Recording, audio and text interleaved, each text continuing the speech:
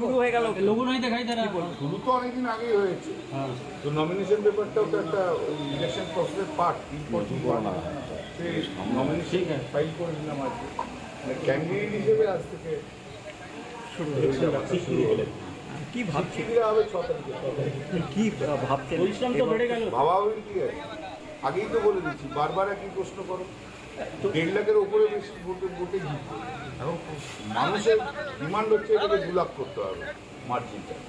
দেখি মানুষের কতটা ডিমান্ড মেটাতে পারি। মানে এখন 1.5 লাখটা মার্জিনটা তো 100%। মানে এখন লক্ষ্য মার্জিন বাড়ানো। হ্যাঁ, ওটাই হচ্ছে। এবারে চাপটা হচ্ছে মার্জিন বাড়ানোর চাপ, অন্য কোনো চাপ নেই।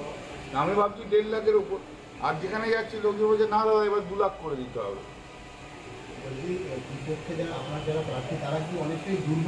অবশ্য আমি কমেন্টই করতে চাইছি, সকল দুর্বল আমার কোনো ব্যাপারই নেই। আমি একটা জিনিস বুঝি, জীবনে পজিটিভনেস।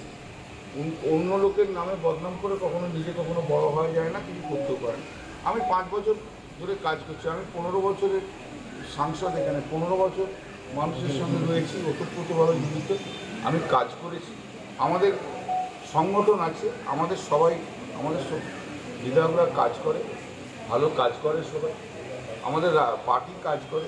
সর্বোপরি মমতা বন্দ্যোপাধ্যায় ওটা পশ্চিমবাংলায় যা করেছে এবারে, আমি একটা জিনিস আমার যেটা মনে হচ্ছে, let me tell you very frankly, 2009-এ মমতা বন্দ্যোপাধ্যায়ের যে ক্রেজ ছিল, সেই ক্রেজ আবার 2024-এ কিন্তু ফিরে এসেছে।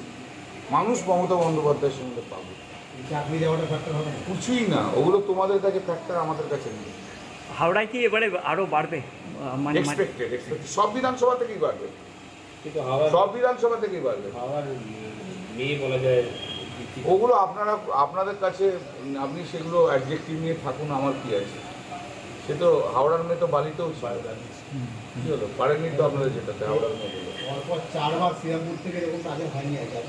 শ্রীরামপুরের একটা, এটা দেখবেন আমার প্রথম থেকে, শ্রীরামপুরের একটা পার্লামেন্টে একটা অদ্ভুত একটা এক্সেপ্টিং 1 or 2 কেসেস হয়েছে।